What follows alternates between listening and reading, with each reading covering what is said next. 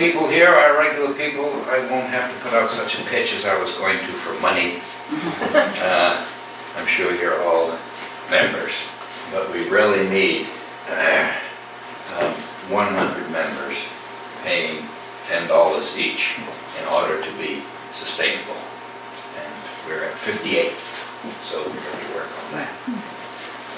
For new news, I'd like to be brief about this. Basically, you might have seen the article in the paper this week about the old townhouse.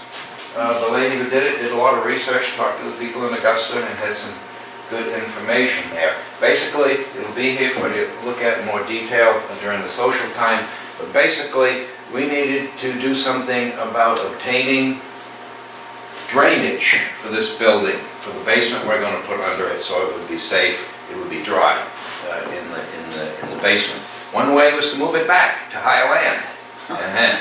That would get us kicked off the list of national, what do we call the National Register. So then Ken Bartow came up with an idea which struck me at first, I will say, preposterous. He would raise the whole building about 4 feet and then raise the entire lot 4 feet. So I called Augusta and asked them what they thought about it, and the first word they said was, intriguing.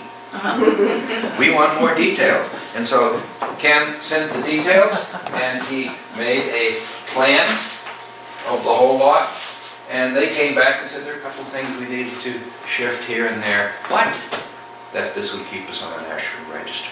They're very surprised and pleased, and they are just like the idea of having something so unique. No one in the state has ever done this for them. I think you did the same thing at your church on this first corner. It's raised 52 inches. Yeah. So we're going to do about the same thing, but it will be the first time that this is done to keep a house on the National Register. Of course, there's the expense of putting the basement there, and then what does 4 feet of dirt covering 1/2 acre cost? Unfortunately, I discovered when they were doing this road work that they would give that dirt away at the very end. And so I think I got 10 loads. If I'd known about that firsthand, I think we might have gotten priority and had most of the dirt in there we needed, but that didn't work. So, Gene, did you say the other day there's another program this year? Yes, Okay, November 3rd. okay. So this is not the last program, I thought it was. And is there anything else we have to discuss? Any other I business? have some things to Okay, go ahead. go over. Okay. First, I did want to announce the November 3rd program here, Thursday night, 7 o'clock, and it's going to be on Otisfield Historians. It's going to be from Holden to Hankins, or something like that. I'm still working on that. The other thing, I got a sign-up sheet. I don't want just your name, because we are changing our system. We are no longer sending out those nice little postcards that you used to get before every meeting. We are doing it by email. But if you don't have email or don't want to get email, we will still send you a postcard, but I need to know who is who. And I would love to have you get email because it makes my life a lot easier. So I'm going to start and ask, please sign this. The other thing I wanted to mention was the architectural survey is still ongoing. It is not going very fast. We could really use more people from other parts of town with lots of enthusiasm. We will train you at some length. But anyone that wants to join us, there is a meeting coming up. Well, talk to me after the program if you're excited about this great opportunity. I can see people's eyes just sort of glazing over at this point, but there are several of us here that are interested. What is the opportunity? I'm sorry? What is the survey? What is the architectural survey, okay, opportunity? Give you background. We've been doing this for a year. It is to survey the whole town. Any house over 50 years old gets a form. We fill out a form, we take pictures of it, and eventually this gets turned into the State Historic Preservation Commission database with all the information. And it's a way of preserving our past in an organized manner. We had a similar survey in 1981, but of course that was long before computers, and the survey was only, did not get all the houses in town, missed a lot of them. So we're trying to fill in the gaps, especially the summer camps. They're vanishing, like Owevo, Great Oaks, those are gone now. And it's too bad we don't have much about them, so we're trying to catch up on those old camps. So please join us if you can. Okay, that's all I have. Okay, that's good, because I've got lots, folks.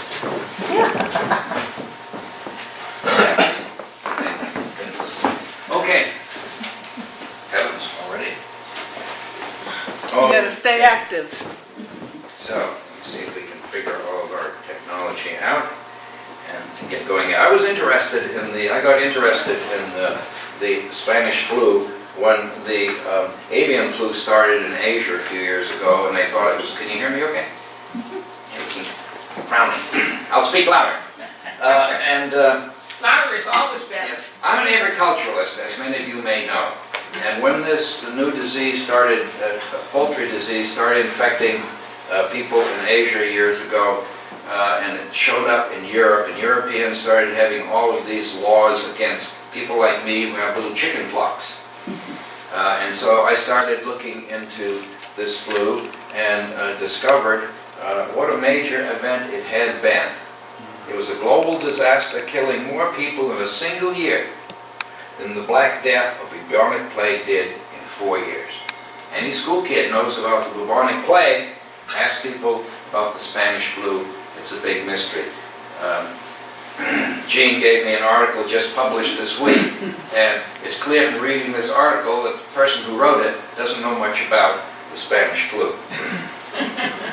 Okay. Now, from recorded history, human beings have been hit by plagues. And up until the 12th century, everything was called a plague. But people started seeing a certain pattern about every 3, 5, 7 years with the same sort of symptoms, and they were trying to figure out, this keeps coming back. What could this be? And they decided it was the influence of the stars. And the plague of 1173 was called influenza. Now, the Spanish flu, when we talk about the Spanish flu, we are talking about basically pneumonia, because pneumonia, bacterial pneumonia, was closely allied with this flu.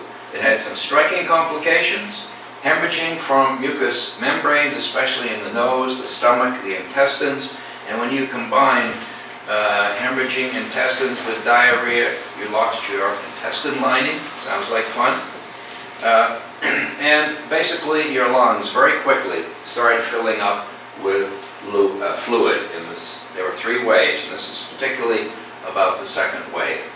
It hit the military first, and the doctors would line the soldiers up and just walk down the line and pick out the guys with lavender faces. That was one of the first signs that they had this disease, because they were shot. Their breaths were shot. They weren't getting enough oxygen. Now, I've been studying this phenomenon for a number of years, and I found all kinds of contradictory numbers. For example, right up until just recently, I had read that in 1918 and 19, the life expectancy in the United States dropped to 10 and 12. But now, I've discovered some later statistics by this man you'll hear from some more, Ben Berger, that says that the life expectancy in 1918 was about 57. It dropped to 37 in that year. Over 675,000 Americans died. That's more Americans that have been killed in all our wars combined. We're still working on it. It had a 28% infection rate, and 2.5% of those infected died. That's 20 times higher than the normal influenza. Over 111,000 soldiers lost their lives, more than half of them to the flu, not the enemy.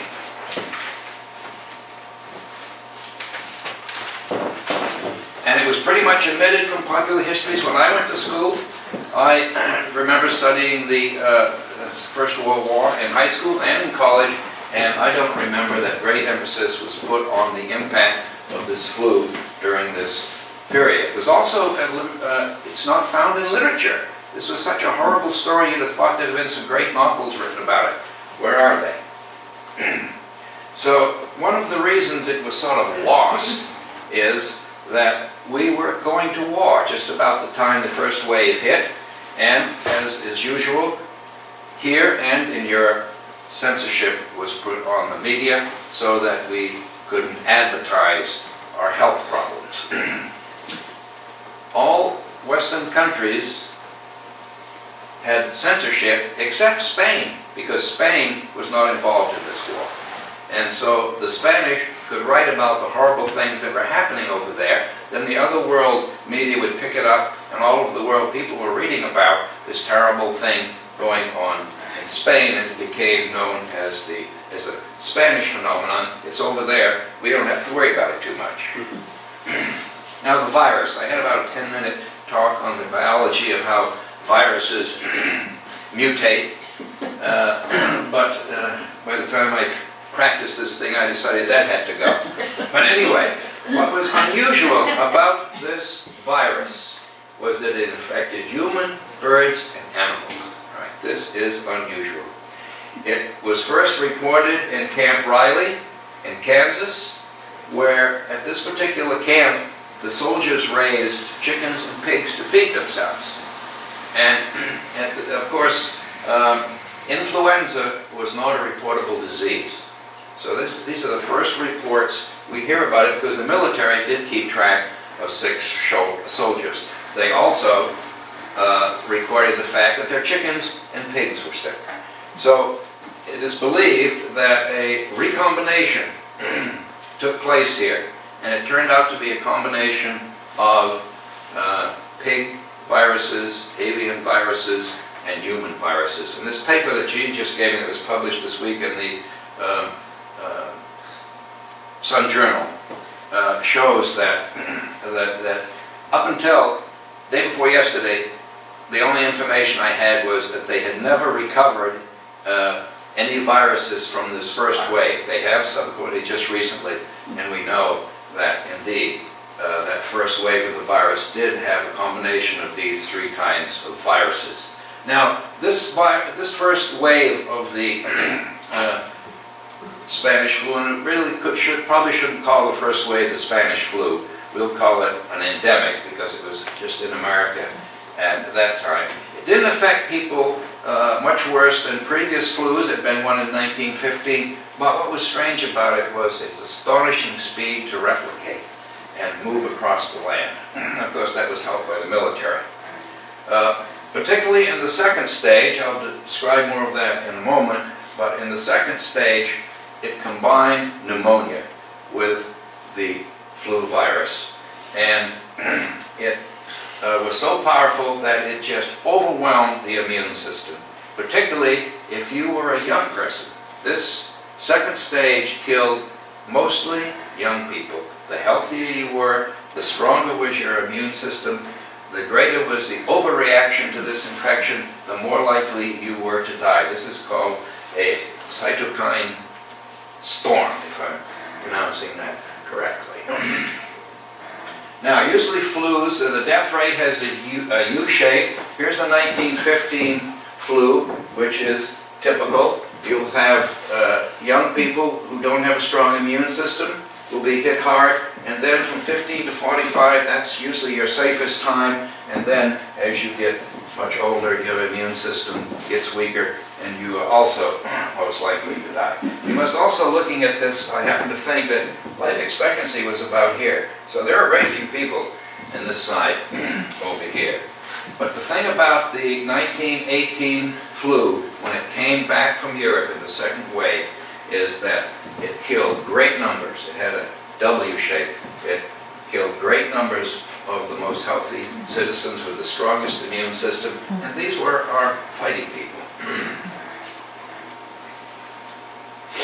Now this is kind of a scary symbol of this flu. Here's what it looks like. magnified many times over.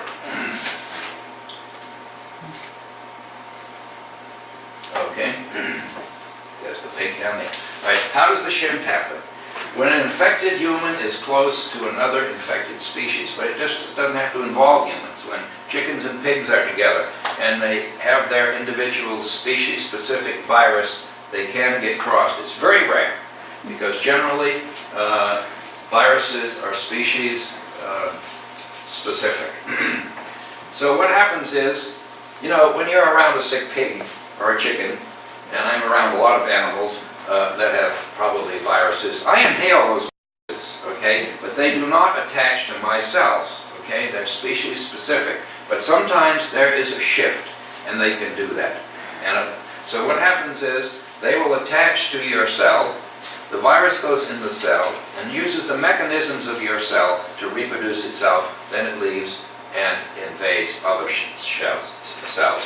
Now, if you happen to have a pig virus into you that has gone through a certain change so that it can attach to the same cell that a human virus is in, they both go in there, they start replicating themselves, and their genes get mixed up, and you then have a shift in which this one disease can infect more than one kind of creature. Something about this period and this particular virus, viruses change all the time. Maybe because so many people got it, maybe because of war conditions, whatever, it changed radically all the time so that it ran rampant in many species.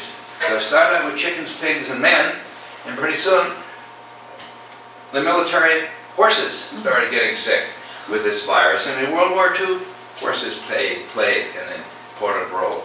Not only horses, but Yellowstone was reporting elk. Canada was reporting bears. Cows were getting it. Dogs were getting it. Cats were getting it. President Wilson's sheep on the White House lawn died of this influenza. So it was a very mysterious disease because doctors thought they were dealing with bacteria. And so the virus was not isolated until 1933 by some English scientists, and they call it the H1N1, and they decided that it was an ancestor of the Spanish flu, and they designated that the Spanish flu is H0N1. Now these have to do with how they attach to the human cell, and this number indicates how they escape, because there must be a change so that the virus can enter the cell, but there's also a specific control for it to escape the cell. So both of them have to change for the species change. So the Singapore flu becomes H2N2, the 1997 flu in Asia becomes the H5N1, and scientists tell us that this is the one that is most likely has the most potential for changing so that it can freely attack human beings. So it came in 3 waves in 1 year. This is unprecedented. The first wave was in Kansas. In March 1918, troops in crowded, poorly ventilated training camps infected each other very quickly, and at the same time they were sent to other training camps in the country and some directly to Europe. In Europe, it underwent a very serious second change.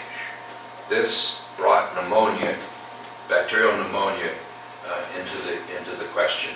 And we only heard about it happening in Spain, but it was happening all across Europe and infecting our soldiers. And eventually, soldiers coming back and officials coming back from France brought it to Camp Devens outside of Boston. It raged for about 6 weeks, killing so many people. It's incredible. I'll give you the statistics a little later.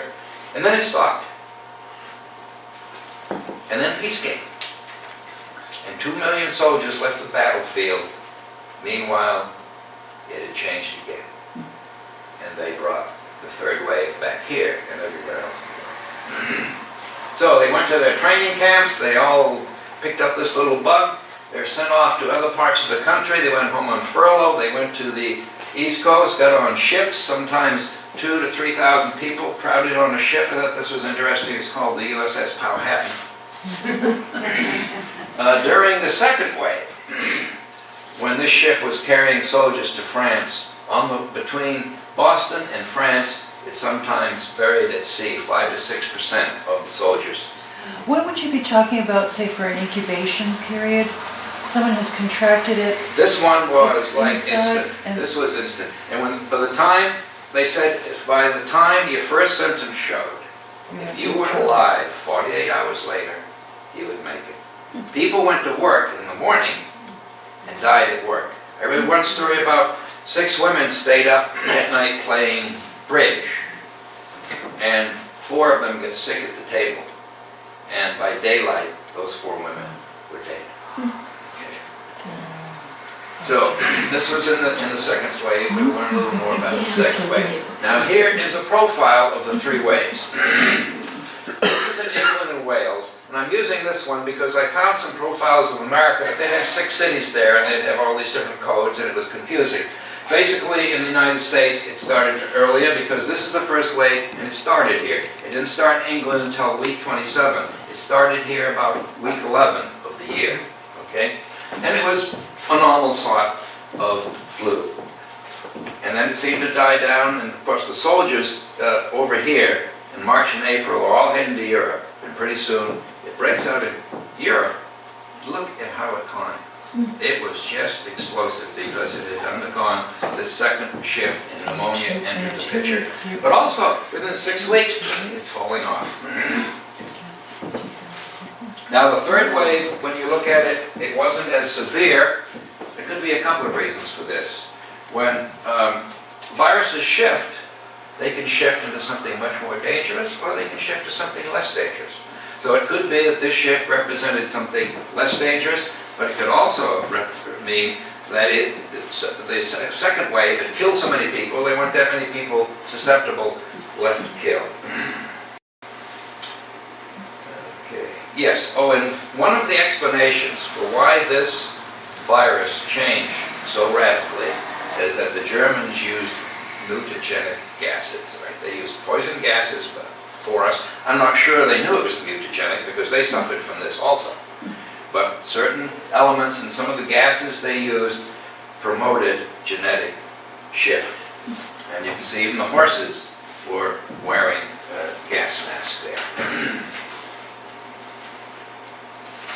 Preparedness. Well, the first phase was largely ignored. For one thing, it was not a reportable disease at that time, but we know from military records that it was spreading through the military with great force. Then in March and April, when this disease was spreading across the United States, 220,000 American soldiers went to Europe, taking this disease with them. So that meant there were not many people who didn't have a loved one who was heading for harm's way. You weren't going to be too concerned about a flu going around. There are other distractions. Women's suffrage, the trial of Eugene Debs, labor strikes, Bolsheviks, prohibition, and the 1918 World Series. These were all much more interesting subjects. The second wave came back. There was really a lack of awareness. First of all, people thought this was a European disease. Second, censorship had not prepared us. Another thing is it would hit Otisfield, kill 20 people, and be gone in 2 weeks. People died instantly if they were going to die. They didn't linger, and it just came along and went, and it passed very quickly. So this speed led to this lack of awareness. Also, war brings indifference to death, does it not? Death caused by war or disease, is this the issue? If your son died in France to the flu or to a bomb, does this make a difference? The other thing was that President Wilson was absolutely mum about this. He never, during his whole presidency, used the word influenza, Spanish lady, Spanish flu, even when it was at its very worst, even when he had it. And he had it in the third phase. This was called the 3-day grip. But on the third wave, some people, it lingered for a very long time. Wilson was sick for about 3 months with the third wave, and official reports was he had suffered a mild stroke.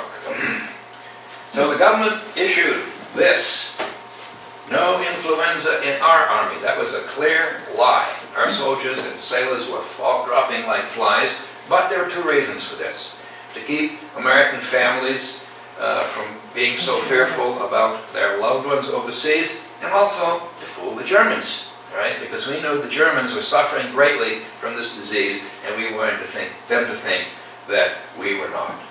And there was also this attitude that, oh well, it's in Europe, and that's because of the war conditions presently raging there. Things aren't like that here. The chief surgeon in New York was approached by some reporters and said, what is this? We're hearing about this flu over in Europe. And he says, it's just a flu. It's like any other flu. Don't worry about it. You know, I'm not even quarantining ships that are arriving here from Europe. Don't worry. And then, of course, some in the media knew, but they were not allowed to publish it. What they published was, look at this, Spanish flu, a new name for an old familiar disease. Don't worry about it.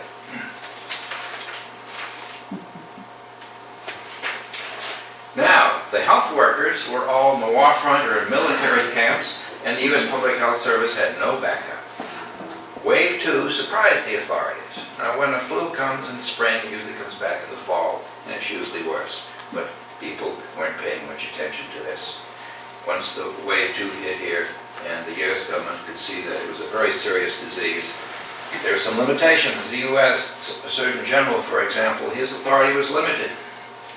He could not ban unnecessary gatherings, so he put out a lot of publicity urging people, municipalities only had that power, urging municipalities to ban public gatherings. And then he called upon American women to show their patriotism by volunteering to be nurses, even though Congress had just shot down women's suffrage, despite the fact that Canada and England had women's suffrage. But American women responded well. Did I go backwards? No, I didn't go anywhere. Nurses were more important than doctors. You can see, I think they covered this face, so that may be someone who died. Many of the hospitals were just in tents in the field. Women became ambulance drivers. But why were nurses more important than doctors? Because there was no cure for the flu. And the care from nurses until death, survival, that's what was important. And you can see there are many temporary hospitals opened up just for flu victims, because they found at the beginning you can't go moving all these flu victims into the hospital, they're infecting everybody else. So they started setting up separate emergency, this might even be a church or a gymnasium or something. I happen to know this picture, I think it's from Indiana. That soldier is actually outside. They were putting people out on verandas, and they probably were better off there because they at least got some fresh air. Now, these rules went out about, banning unnecessary gatherings, but I mean, we're at war. We need to raise money. We need to have parades. We need to show patriotism, and people tended at the beginning to ignore all these rules. What it appears to me is that people ignored these rules until all of a sudden people are dropping dead in their own town. Then they start following these rules. This disease went through the town in 2 weeks. By the time you get around following the rules, it was too late. Not everybody was happy with these closing rules. A Portland businessman is quoted as saying, "It's wrong to close the schools and theaters or any other way suggest to the people that there is an epidemic here, for there certainly is not." Well, it wasn't that day. It was in Boston. At no time at all, it was swallowing up Portland. For many, the severity of the Spanish lady was an inconvenient truth, especially if you owned a bar, a bowling alley, or a movie house. But as the disease bit deeper, and people in large cities particularly could see how many people were dying, they got more and more willing to follow these rules. But churches were reluctant to accept closure orders. they thought that the church was important because the people were suffering so, and this is a reasonable perspective.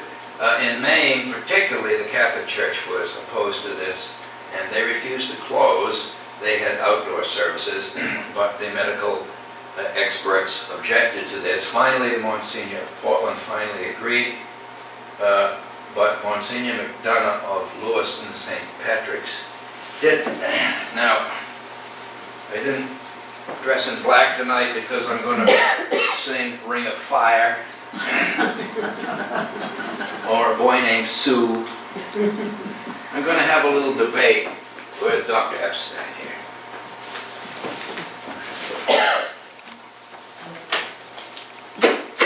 Are you coming up, Doctor? Oh, yes. Certainly, Monsignor. Excuse me, I have to. Will you sit at the table for this debate, or? Would you like to sit or rather stand, my Yes. good friend? All right, we'll arrange that. Okay. You're probably coming down with the flu. Have a seat.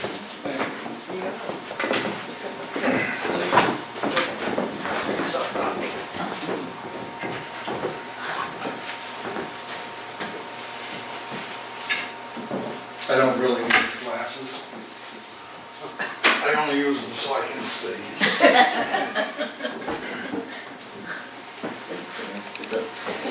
Well, Dr. Epstein, what do you have to say?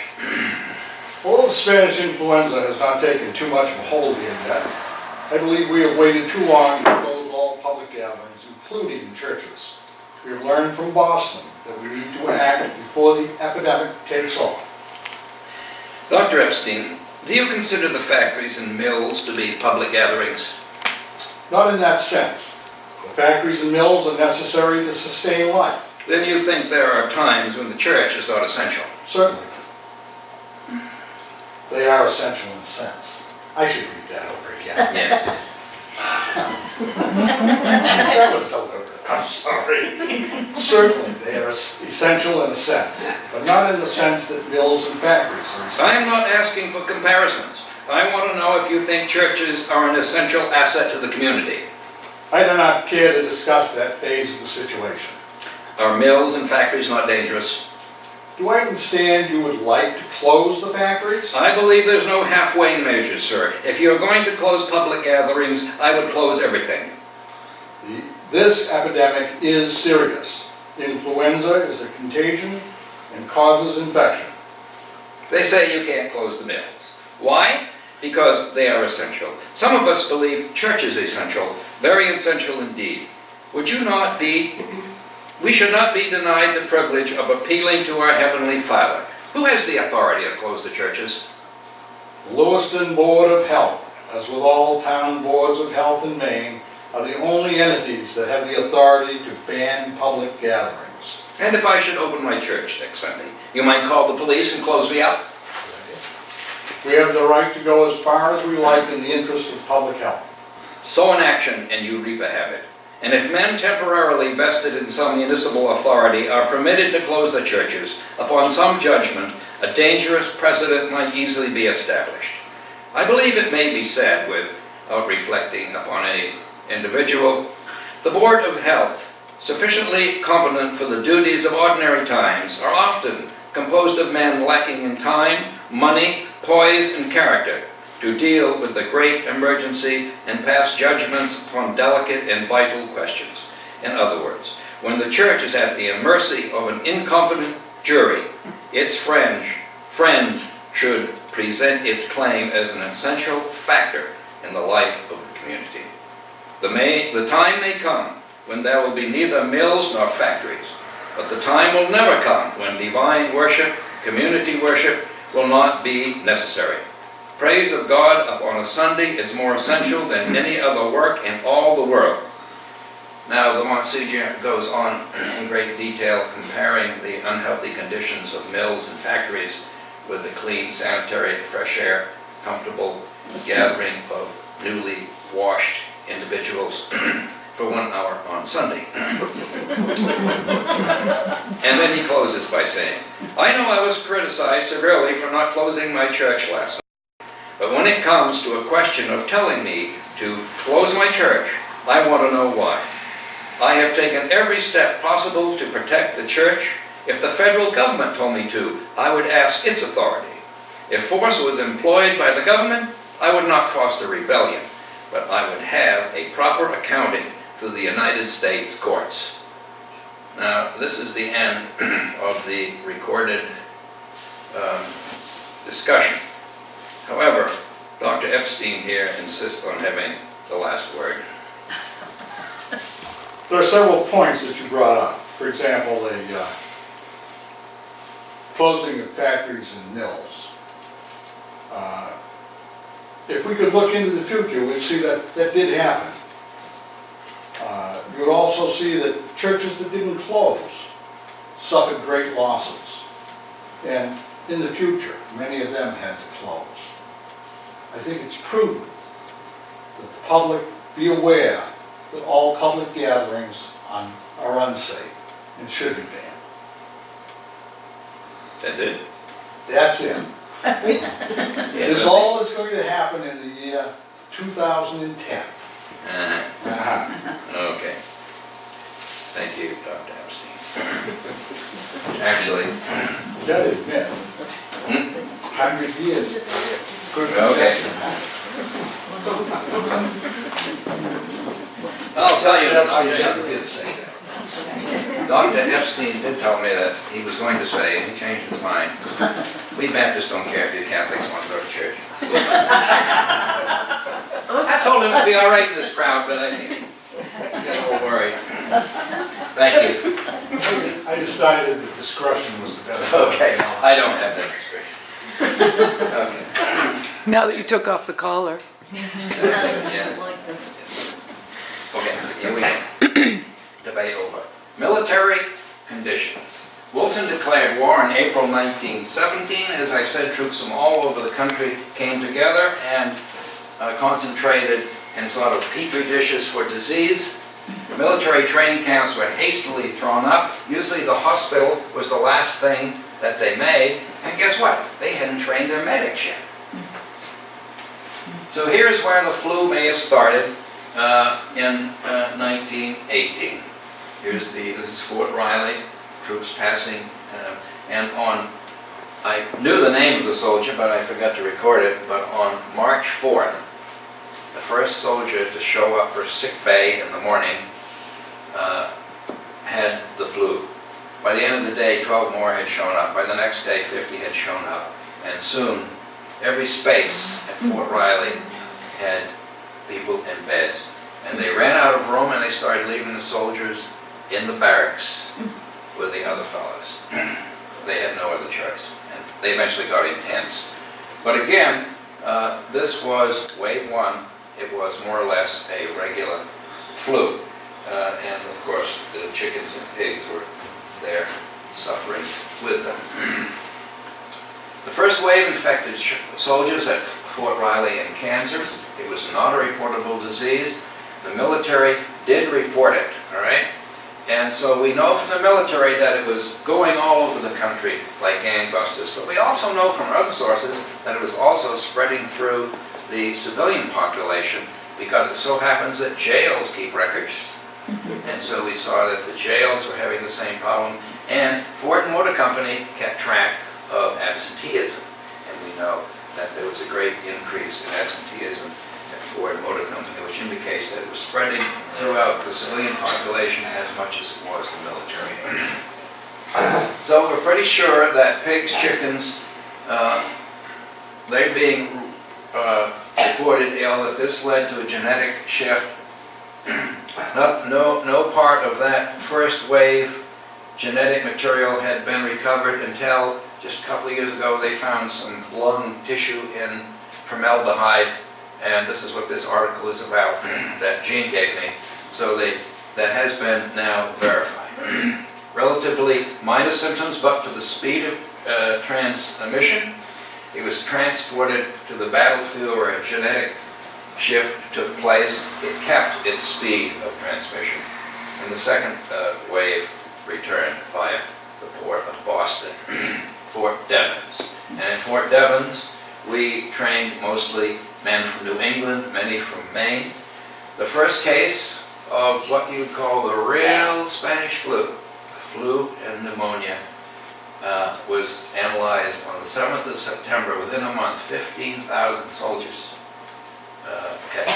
had been infected by that. We know 2.5% of those died. Many of those boys were from Maine. They also went home on furlough. When word got out by the epidemic there, family members rushed to Fort Devens to be with their dying sons. They reported seeing bodies piled like cordwood, waiting for autopsies. They reported seeing nurses putting tags on people's toes before they died because it was hopeless. They reported seeing men on stretchers on the floor waiting for the man in the bed to die so that they could be put in that bed. Doctors would leave in the evening, and when they came back in the morning, they would go into the bay where the most critically ill had been the evening before. It would be empty. So, this is an astonishing statistic. In a 2.5-week period, 19,429 soldiers died on this side of the Atlantic. I think this could be considered one of the major battles of World War I. These are all soldiers here. Looks like a field of grass, but it's countless soldiers in Fort Devens. However, word got out that Fort Devens, we got all these 6 people, and the Boston newspapers didn't take it too seriously for a few days. Here's a headline: Boston girls must cut out that German kiss, avoid the hug, avoid the lip, escape the bug that gives the grip. But within a few days, Boston was virtually closed down. Okay, trolley service, telephone service was extremely limited, and schools and churches and every sort of public gathering was closed. The fire department and police department had like 30% of their members sick. By the end of October, London, Connecticut had 180,000 cases.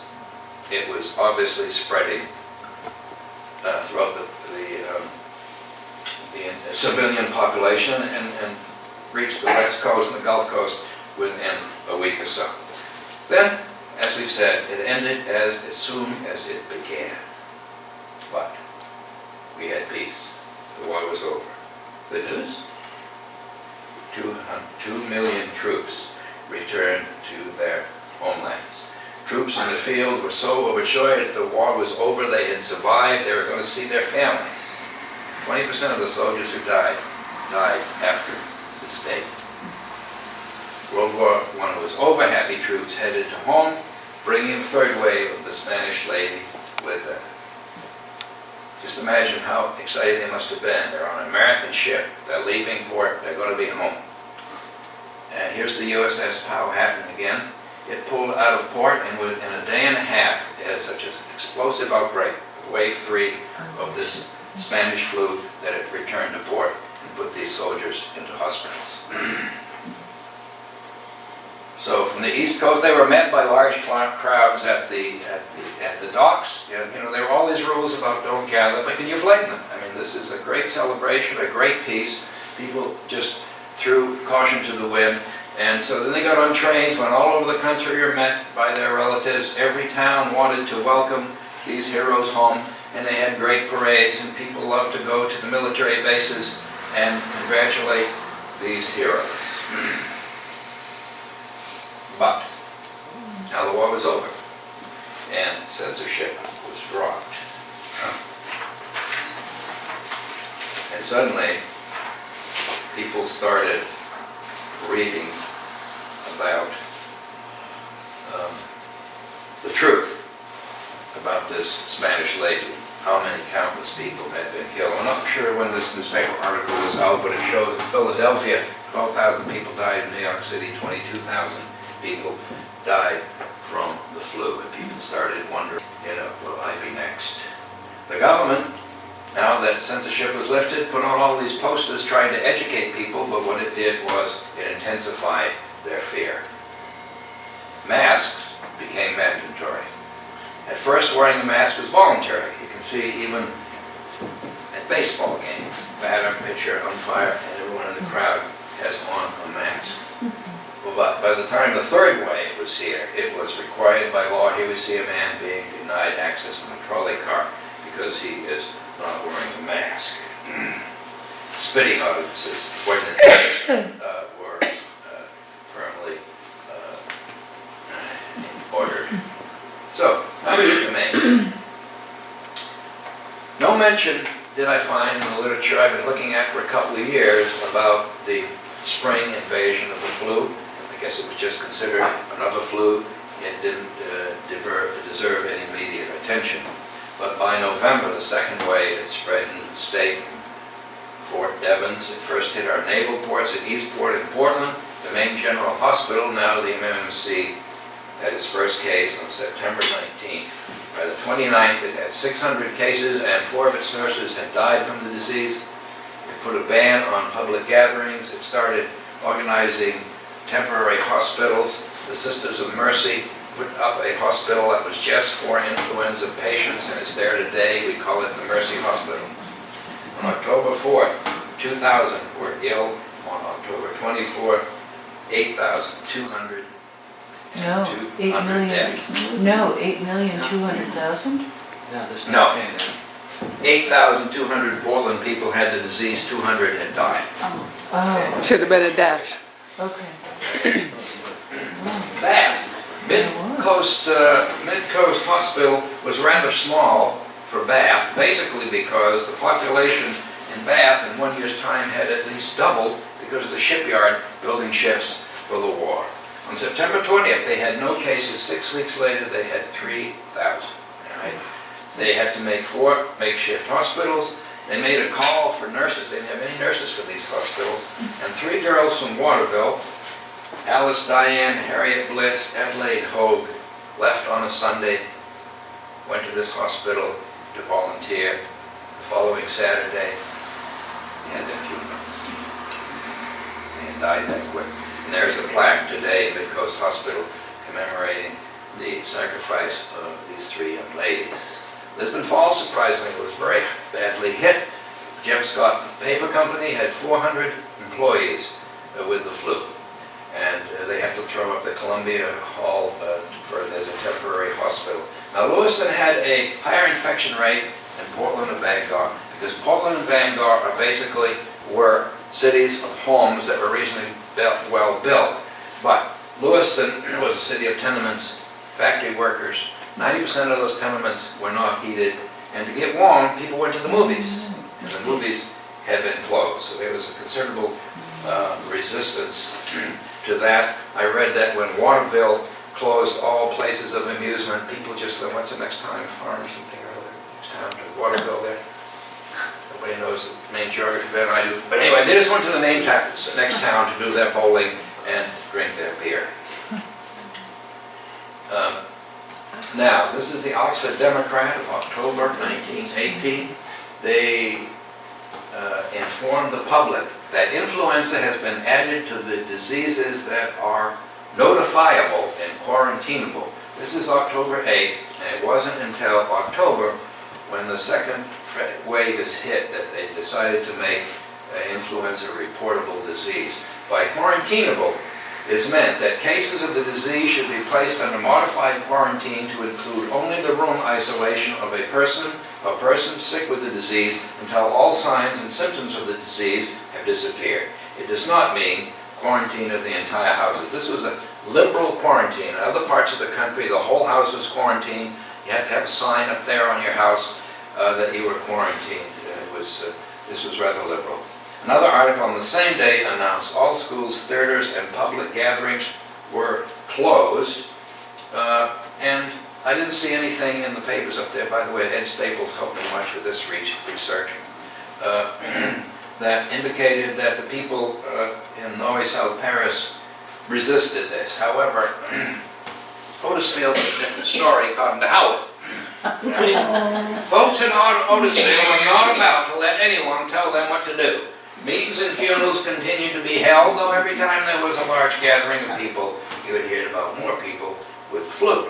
Well, sparsely settled farmers can get away with that a little better than can factory workers in Norway and South Paris. Oxford County Advertiser published on the 18th that the influenza in town is being stamped out according to reports given by the local board.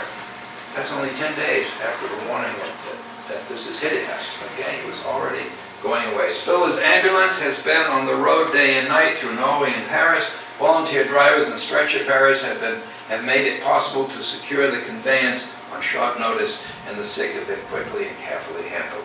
Also, the Grange halls in Norway and South Paris were made into influenza hospitals. Ed Staples' grandmother volunteered there. I also was told by Ben Conan about a man named Fletcher in South Paris who delivered ice to these two temporary hospitals, and he got the disease himself and died. Anyone who helped stricken people were taking a big risk for themselves. And not all people in all parts of the country were into that. But people answered to humanitarian pleas, especially in Norway, South Paris, it appears, and also they were pleading for beds and bedding for these temporary hospitals, and people generally came forth. October 5th, the Oxford County Advertiser reported that the flu had been conquered in our area. They expressed gratitude to physicians, nurses, and volunteers. Social standing or residential location were not considered. Those who face contagion day and night to conserve life should not be forgotten as we return to normal conditions. Normal conditions? Armistice was 2 weeks away, and fear would soon grip the country. With peace, as we said, censorships were dropped. Americans learned the facts. Indifference turned to fear. In Mississippi, citizens demanded of the government that all returning soldiers be quarantined. And people avoided marked houses of the stricken to the point that the people in those houses starved to death because they were too sick to take care of themselves. Otisfield. Most of what I know about the flu in Otisfield is through the magnificent mind of Howard Dyer. And I interviewed him in 2009, and he was 102, not 50 as the newspaper reported. And I'm going to read a bit of that to you. I asked him, the media is hot on the subject of influenza, so I thought it might remind you of the Spanish flu.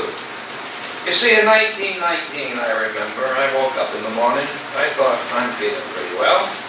My father was going down to East Otisfield. I said, can I go? He said, sure, jump in. Before I got back, I was so sick, it seemed so, I couldn't live. Well, I didn't have a bad time for more than a day or two. It started getting pretty better. But I've been deaf in my right ear ever since. Now, the date that Howard used, 1919, indicates that he was struck down on the third wave. And records show that many people in this third wave lingered longer, left more long-lasting effects. And along with deafness, some people suffered blindness, psychosis, and negative personality change.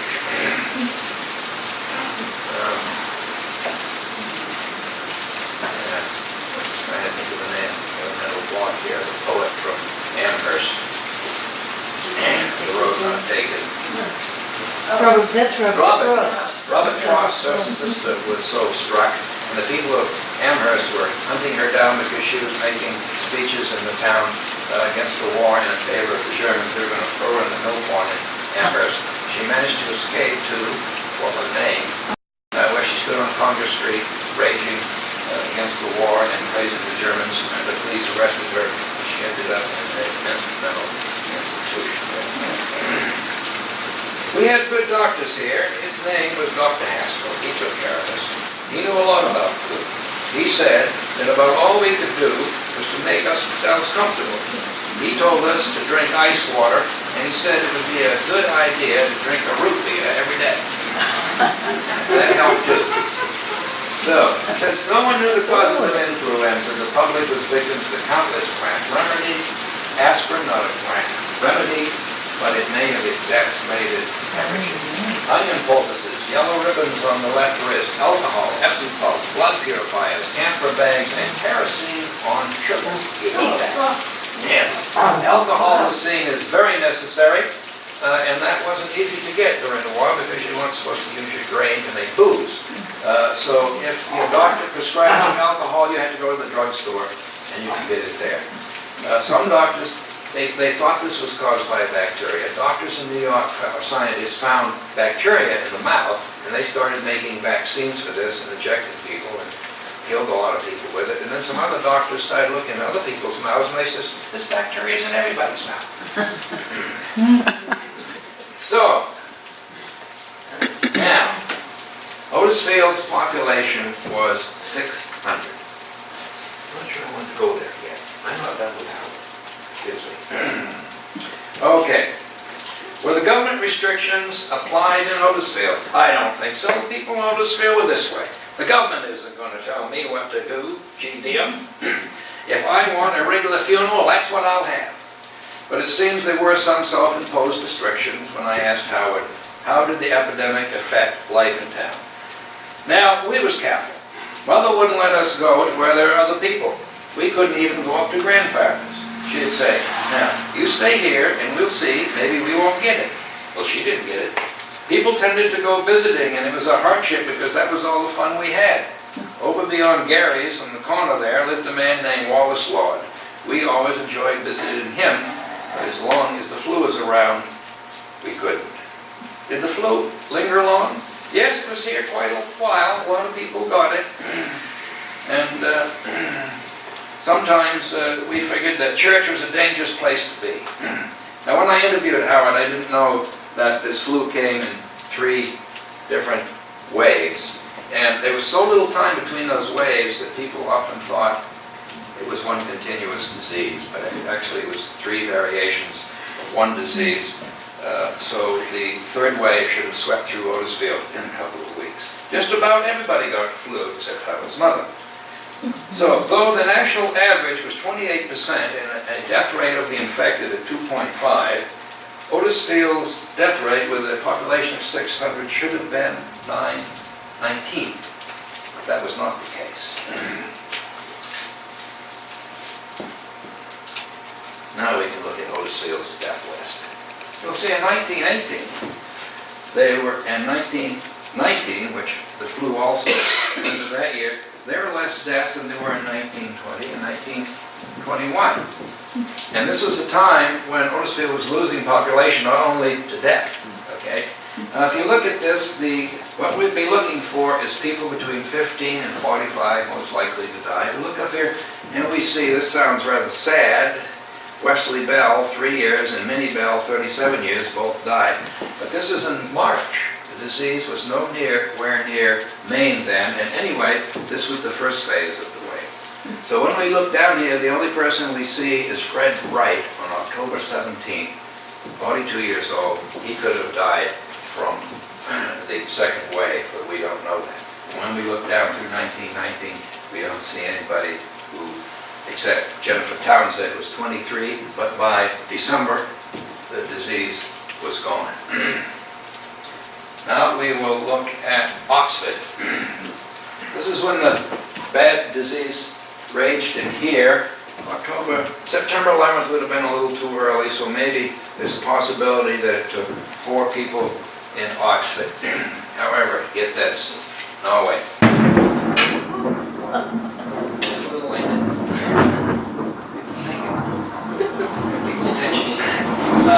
This is not all the deaths in Norway. It is only those from pneumonia, i.e. the Spanish flu. 30 people. Okay. And the thing is, in Norway, they registered the name of the dead and the reason for the death. Average age of death, 29.9 months.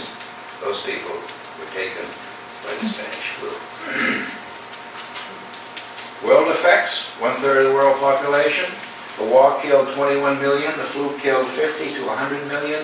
Latest analysis is that it was closer to 100 million, because places like China and India didn't keep track of their dead.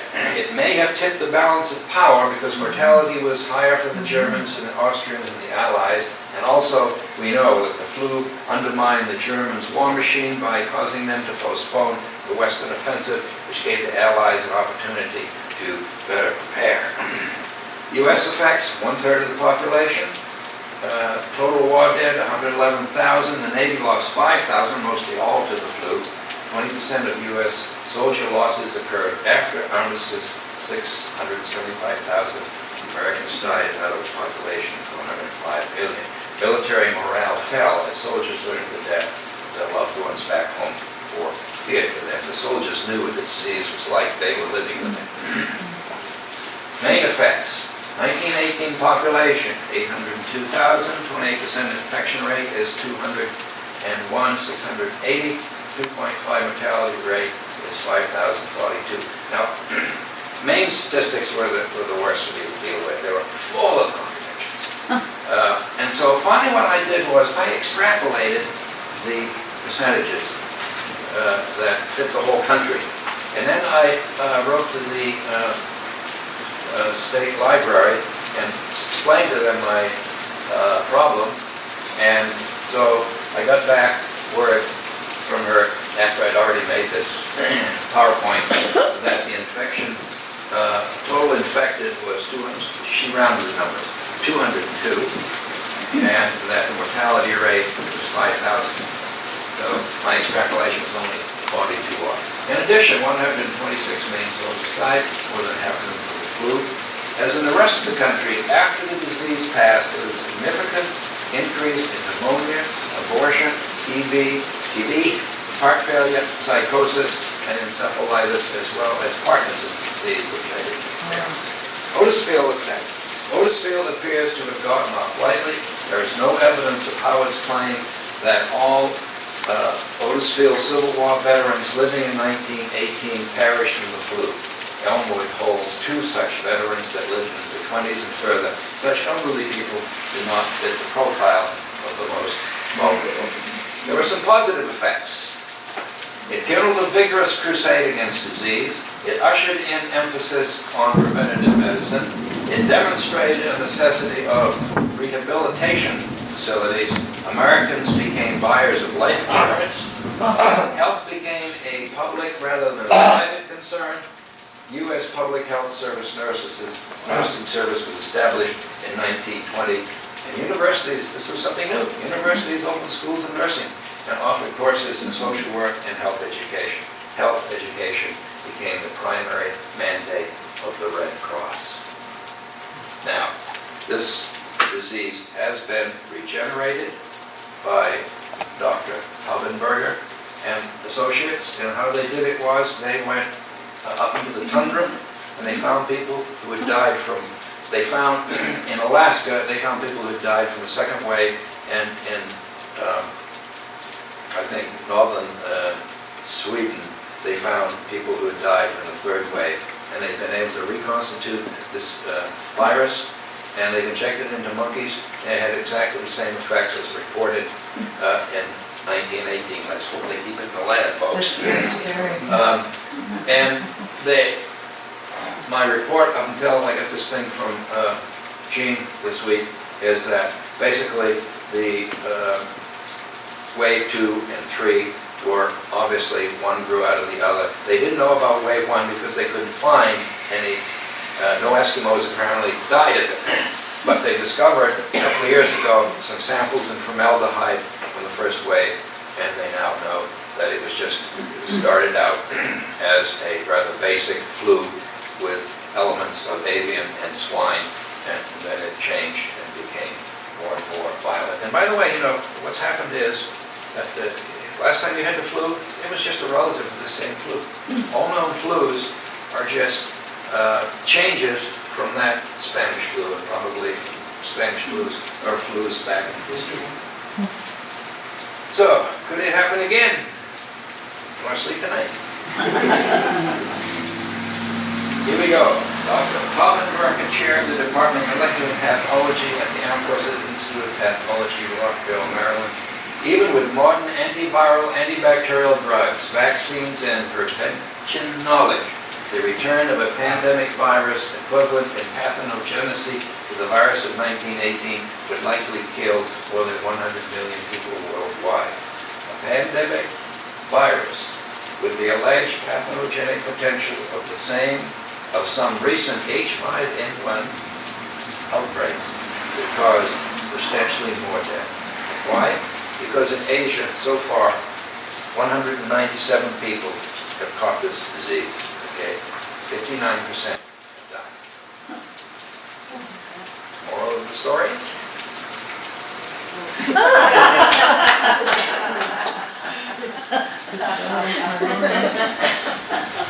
Now, it's getting a little late and the heavens are unhappy with us, but I don't know if anybody has any stories about their family. I have a story. In 1918, my father-in-law, John Hankins, was a high school senior in Lakeview, South Carolina, and he had 13 people in his class. He was supposed to graduate, I can't remember when, but he was the only one that graduated because everyone else died or smashed with cover. Now knows the And I have a question. I have a question about the Otisfield deaths. It's a comment, really. Fortunately, you can see death records down in the. But unfortunately, a few years ago, as I understand it, they changed the law so the public cannot look at the cause of death. It used to be you could look at the cause of death. You could see the whole death certificate. You could make a copy. Oh, yeah. It was public document, but they changed the law. Maybe Greg knows the reason for this. And I understand it was coincided with the AIDS, beginning of the AIDS epidemic. And I don't know if that was cause and effect or not, but the last time I was in here and asked the town clerk put her hand over the bottom line. I could not read it. But then she got interrupted and she moved and I couldn't read it. So, it's kind of too bad because it stifles good historical research. Yeah, because, I think we've seen, it was a jaw dropper for me when I compared Norway to Otisfield. My father had two brothers who died in the flu. One was 8 days old and the other was 2.5.